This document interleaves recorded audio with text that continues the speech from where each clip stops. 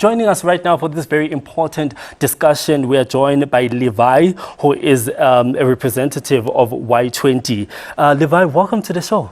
Thank you for having me, Azaria. We've been talking a lot about, including young people in South Africa in the dialogue. A lot of young people have voiced the fact that they feel excluded in the main G20 Summit.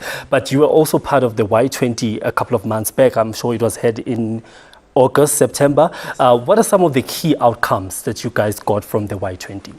Thank you, Azaria. Yeah. You're correct in saying that the first Y20 summit to happen on African soil was hosted in August by ourselves as the Y20 South Africa leadership. We had over 800 delegates in attendance. And ultimately, the summit itself was a culmination of a year-long of activities that have been undertaken at various levels with various partners. Yeah. We partnered with many of the provincial governments and with higher education institutions to undertake roadshows, which really focused on taking the G20 to young people, to hear from young people what are their perspectives and their priorities as it pertains to some of the South African government priorities that have been laid out by President Ramaphosa when we assumed the handover of the G20 presidency, but also to then inform the policy priorities that we were presenting as the Y20 South Africa leadership, obviously building on the successive presidencies of Brazil, India, and Indonesia prior to us as the last Global South cycle of the G20. And many of the issues that we know had come up. So issues like youth unemployment and skills for young people so that they can participate in the informal and formal economy, issues pertaining to mental health, climate change, and also some of the softer issues around gender equality and the empowerment of women and girls in the context of G20 nations, but also here at home. So in terms of outcomes, we really have a chair's text that has emanated from the Y20 Summit. The chair's text is a comprehensive covering of some of the topics and areas of consensus that had emanated from our summit.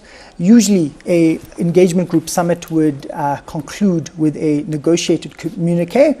Ultimately, with the Y20, it was the first time that in the last 15 years, a summit had concluded without a consensus-based communique. And the reason for that was really because there was profound disagreement between member states, minority member states in particular from the G7 countries, that had not supported a position with regards to the institutionalization and mainstreaming of young people's participation in the G20. And ultimately, as the South African presidency, this has been a core priority of ours from the get-go.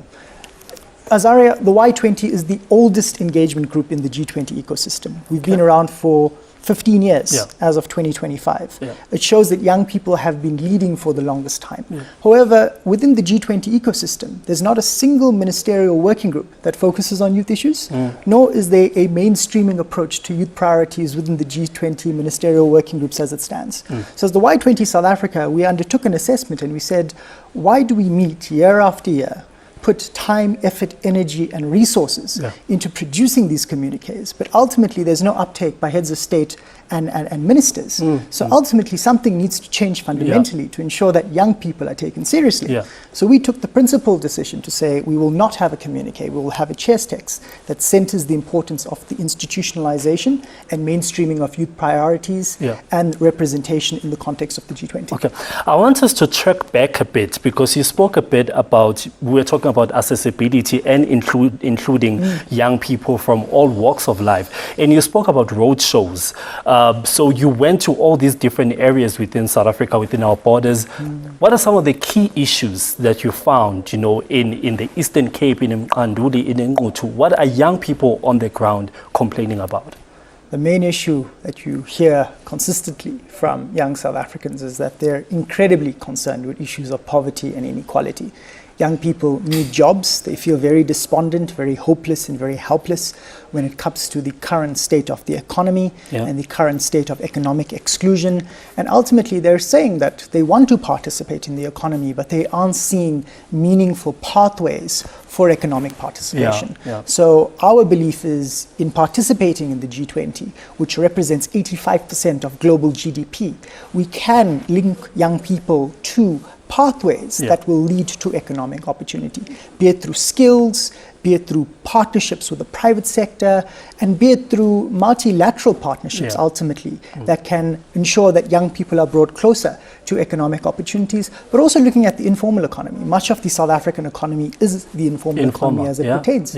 And young women and young people holistically tend to be participating in the informal economy. So really looking at how do we look at aspects of the informal economy that can be greater monetized, that can be greater strengthened and supported through state policies and state programs, but also multilateral programs and policies that can ensure that young people have the dignity of work and they have the dignity of economic participation.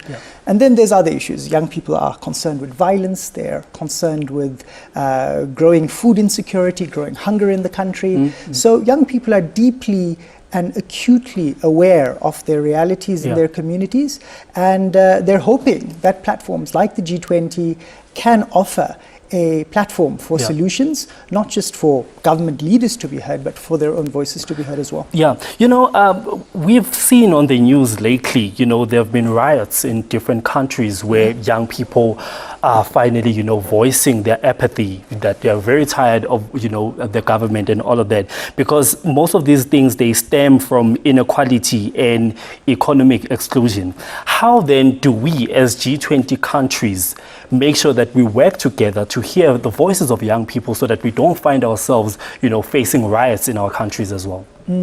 That's a profound question. I would challenge you on the framing of apathy. I don't think that young people are apathetic. I think young people are showing up, but they're showing up in unconventional ways. They're showing up online, they're undertaking protests, they're not organizing in the conventional ways that we know and are familiar with historically. But ultimately, I think what we need to have is a frank, open and honest conversation with policymakers and world leaders to understand that this generation of young people are the largest generation of young people in human history. There's 1.8 billion young people under the age of 30 globally today.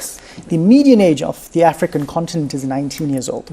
And ultimately, there's a profound opportunity if we invest in the health, in the education and the economic participation of this largest generation in human history.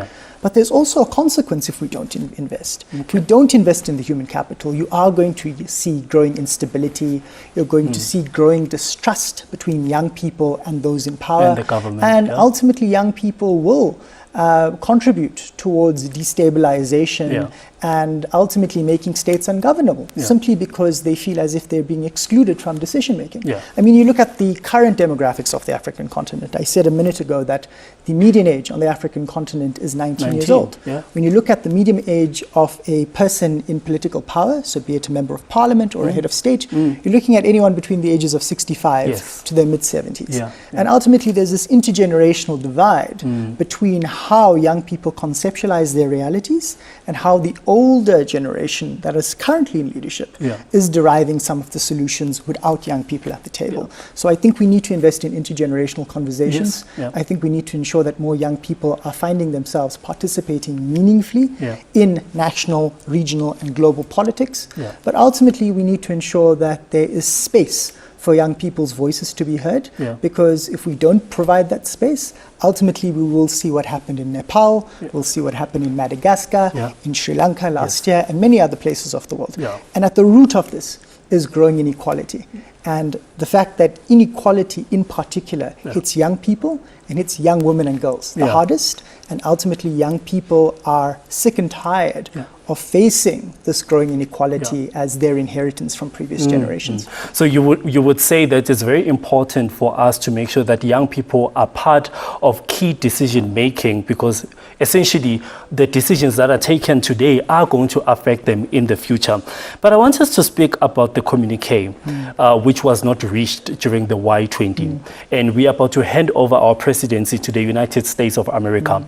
How does that then affect the transition, us handing over our presidency to the United States?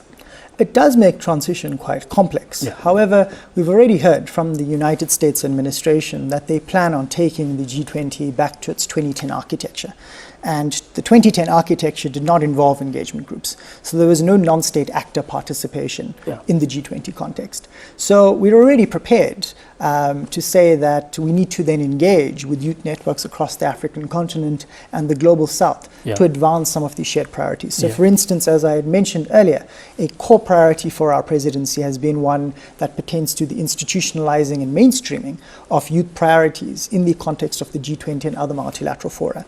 We've achieved great gains, for instance, within the African Union, where we have an African Union youth envoy that is part of the cabinet of the African Union Commission to ensure that youth priorities and youth voices are adequately heard in the policy design of the African Union. Within the United Nations system, we've also achieved, as young people collectively, an Assistant Secretary General and an Office on Youth Affairs in the context of the United Nations. So regardless of the lack of a communique, and regardless of whether we hand over to the United States or not, we will still continue to build solidarity and to popularize these ideas, but also to strengthen existing multilateral platforms like the African Union, like the United Nations system, to ensure that young people's voices are heard. The priorities of young people are also not dependent on the position and the current administration of a single member state at this point in time. So we also know that the vast majority of young people at this point in history are in the global south. And young people across the global south are demanding a seat at the table as it pertains to global governance. So even this week at the G20 Social Summit, we'll have representation from our colleagues from across the BRICS countries and across Latin America. They will be participating in the debates. They'll be taking the ultimate outcome from the social summit to their own heads of states to say we need to forward these positions as it pertains to the institutionalization and mainstreaming of youth issues. So we're not very concerned about the lack of communique handover to the United States. The process will continue regardless of whether they're at the table. So I know that in Brazil, it was proposed that we should focus on combating hunger and poverty. And one of the ideas that they had was to tax the rich. Where do we stand as the youth in South Africa when it comes to that? Are we taking that idea forward? So as the Y20 South Africa, we have actually partnered in particular with Oxfam around a campaign that focuses on taxing the rich. Ultimately, we've seen the highest levels of wealth inequality exponentially grow over the last decade. And ultimately, from a policy perspective, there doesn't seem to be enough policy infrastructure in place to tackle the issue of growing inequality. And I'll give you an example that we've honed into as the Y20 presidency around the issue of taxing the rich. How is it that during a global lockdown, with the entire world's economy was at a standstill and on lockdown, we still were able to mint 64 new billionaires during that time of no geoeconomic activity. And this is due to the fact that ultimately, as it pertains to the current geoeconomic and geopolitical environment, growing inequality is a political choice, and we're allowing billionaires and oligarchs to get away with not paying their fair share as it pertains to taxation. And we're not just looking at taxing the rich, but we're also looking at the issues around illicit financial flows. Africa currently loses more money than it receives in aid through illicit financial flows. And that's simply because, in many cases, corporate partners and high net individuals are seeing their capital moving to other safe havens as opposed to investing in the state and as it pertains to social infrastructure and social programs. But this is not just a South African phenomenon, it's a global South phenomenon in particular. And it's a failing of economic governance. So ultimately, if we were going to strengthen the social contract, I wouldn't say we just need to focus on taxing the rich, but we have to focus on dealing with inequality by addressing the issue of financial justice and economic justice. And dealing with economic justice means calling out corruption where it happens, calling out maladministration where it happens, and really ensuring that when it comes to international illicit financial flows, and the growing inequality as it pertains to the economy is handled through policy and programs that meet the needs of people, but also ensure that capital feels comfortable to continue investing in domestic economies. I'm really glad that you did, touch on the priorities that were inherited from the Brazil Y20. I want us to talk about then, how do we make sure that the G20 Summit is not just talk? How do we then implement some of the suggestions that are raised in the G20 in order for them to benefit the youth of South Africa? So I'll approach that question twofold. So I think the G20 really is a platform. It's an informal platform. There's no constitution, there's no permanent secretariat or any of those mechanisms to ensure that the G20 can implement adequately the policy directives that are included in the Leaders' Declaration. In our view, the G20 really is a platform to strengthen existing multilateral platforms. So for instance, South Africa and the African Union have done well to locate, for instance, continental priorities like Agenda 2063, as well as the African Continental Free Trade Agreement in the context of our presidency. We now need to see action from the African Union as well as its regional economic commissions, such as the Southern African Development Community, in terms of working with member states to take action to operationalize the African Continental Free Trade Area. More domestically, I think we also need to look at how we leverage the President's National Dialogue as a key site to really bridge what is being discussed at a very high political level with ministers and with diplomats and with heads of states to the on-the-ground realities. And this has been Y20 South Africa's approach. We've been saying, comrades, colleagues, friends across the country, young people, this is an opportunity, yes, to have your voices heard by world leaders, but our head of state has also called a domestic process for us to become co-architects of the future social compact of the country. So whilst we might have very high-level discussions about policy, let's look at how we domesticate these issues of hunger, issues of inequality, issues of poverty, back in the context of the national dialogue. Because the idea around the national dialogue is that it will deliver a new social compact for all South Africans that will guide South African policy making for the next 25 to 30 years. So we're looking at it from a two-pronged perspective. How do we strengthen existing multilateral platforms to ensure that those multilateral platforms deliver better for young people and their priorities? Also, how do we domesticate large elements of the conversation that has been happening under our presidency to inform the national realities of young people in South Africa? All right. Levi, because of time, we have to wrap it right there. Thank you so much for joining us on the show.